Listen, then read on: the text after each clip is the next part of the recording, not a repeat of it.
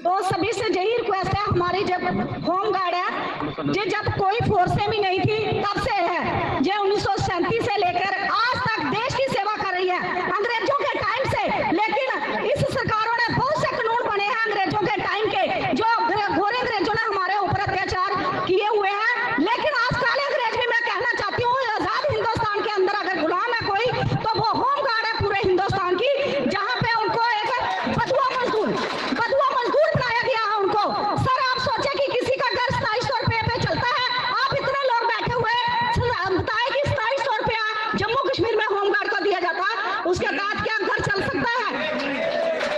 तो हमारा supreme court ने भी ऑर्डर दिया था 3 मार्च 2015 में कि इनको रेगुलर किया जाएगा, लेकिन आज तक किसी ने 10 साल में नहीं सुनवाई हुई है।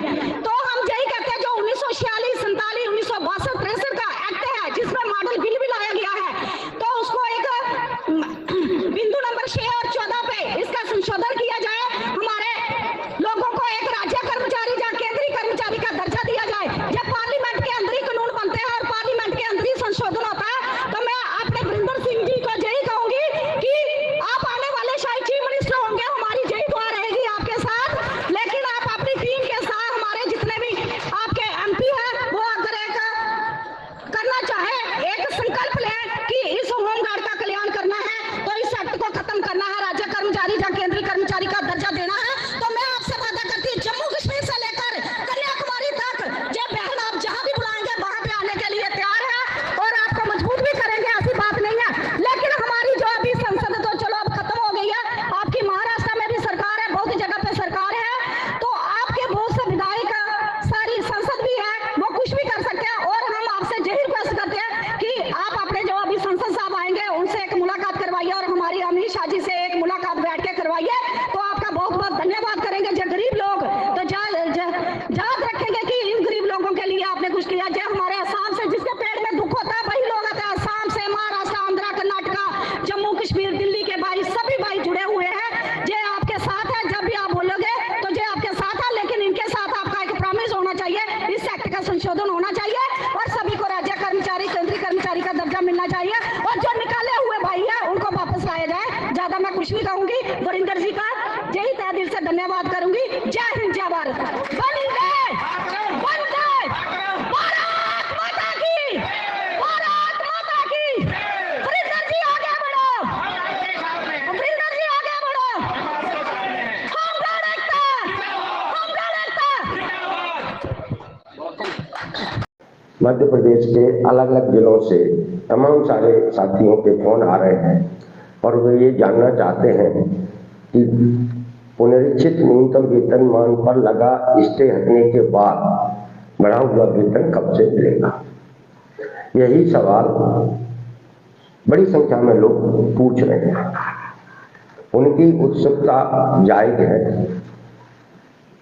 कि 10 साल बाद उनके वेतन में बढ़ोतरी हुई है, जो कानूनी रुकावटों के कारण 9-10 महीने से नहीं मिल रही थी।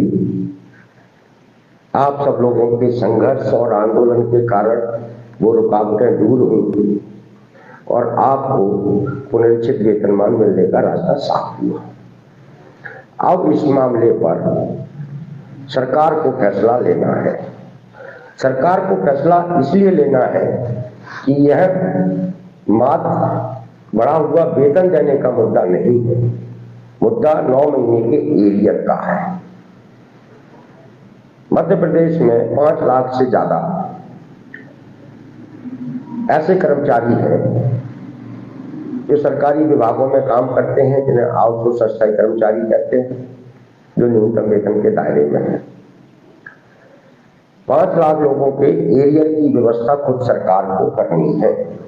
सरकार जब कंपनियों को देगी तब कंपनियां हमारे आउटसोर्स कर्मचारियों को उसका भुगतान करेंगी। इसलिए इस मुद्दे पर अब जो भी निर्णय लेना है वो सरकार को लेना है कि इस बढ़े हुए वेतन को के एरियर को किस तरीके से इन्हें दिया जाए कर्मचारियों को। इसीलिए हमें थोड़ा इंतजार करना चाहिए कि सरकार इस मामले पर क्या निर्देश देती है, क्या करती है। और क्या गाइडलाइन वो बनाती है कि एरियर एक मुश्त दिया जाएगा या किस्तों में दिया जाएगा, ये सारी चीजें अभी भविष्य के गर्भ में है, इन्हें सामने आने दीजिए।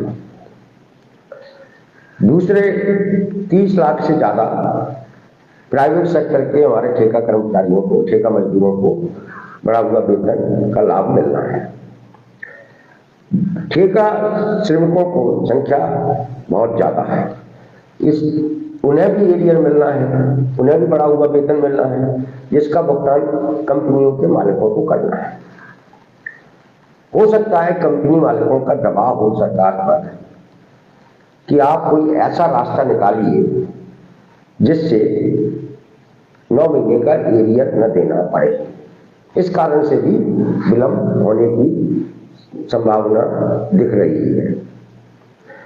तो साथियों, हमें दिसंबर का वेतन जो जनवरी में मिलना है उसका इंतजार करना होगा, और तब तक हो सकता है सरकार की तरफ से कोई निर्देश हम लोगों को, आप लोगों को मिल जाए। इसी तरीके से एक और मुद्दा है, हमारे बहुत सारे यूट्यूब चैनल तरह तरह की खबरें हमारे ग्रुपों में, सोशल मीडिया पर डालते हैं कि वो हाईकोर्ट में कुछ तारीख चल रही है, उसका क्या हो रहा है, हाईकोर्ट का क्या मामला है, तारीख आगे बढ़ती जा रही है वगैरह वगैरह। तो साथियों, वो इस तरीके की जो खबरें हैं, ठीक है, इस न्यूनतम वेतन पर जो स्टे लगा था, जो प्रकरण था, उसके साथ में दूसरे भी प्रकरण पंजीबद्ध थे न्यायालय में, उन पर जो है की डेटें आगे बढ़ रही हैं। हमारा जो आप सब लोगों का जो तात्कालिक मुद्दा था न्यूनतम वेतन पर लगा हुआ स्टे, वो हट चुका है। इसलिए उस तरीके के यूट्यूब चैनल के किसी भी इस तरीके के खबरों पर ज्यादा ध्यान देने की जरूरत नहीं है। तो साथियों, अंत में ये कि हम सब लोगों ने कि जो अपनी छोटी छोटी सांगठनिक और आंदोलनात्मक गतिविधियों के जरिए जो वातावरण पूरे मध्य प्रदेश में बनाया है, उसका दबाव सरकार पर है। हमें अपने इस दबाव को बनाए रखना है। इसलिए हम लोग ने अभी भोपाल में 15 दिसंबर को भी बाबा साहब अम्बेडकर की प्रतिमा पर खड़े होकर भारतीय जनता पार्टी की सरकार से विधानसभा चुनाव में किए गए वादे को निभाने का निभाव कार्यक्रम किया था, और उनसे आग्रह किया था कि आपने जो विधानसभा चुनाव में हमें अफसोस कर्मचारियों के समुदाय की तरह सुविधाएं लाभ देने की बात की है, उसको पूरा किया जाए। अस्थायी कर्मचारियों ने 17 दिसंबर को भोपाल में बड़ा प्रदर्शन किया। लाखों कर्मचारी ऐसे हैं जो अभी न्यूनतम वेतन के दायरे से बाहर हैं। हमारी लड़ाई उनको भी न्यूनतम वेतन के दायरे में लाने की है, चाहे वो अंशकालीन कर्मचारी है, चाहे पंचायतों के कर्मचारी है, चाहे चौकीदार है, रहते हैं, पंप ऑपरेटर है, चाहे सफाई कर्मी, ये सारे के सारे लोग सरकार के न्यूनतम वेतन के दायरे में आना चाहिए। और ये आना इसलिए भी चाहिए क्योंकि हमारा संविधान और हमारे लेबर लॉ ये कहते हैं कि हर काम करने वाले व्यक्ति को उसके काम के बदले उतना मेहनताना मिलना चाहिए जो सरकार तय करती है, नंबर 1।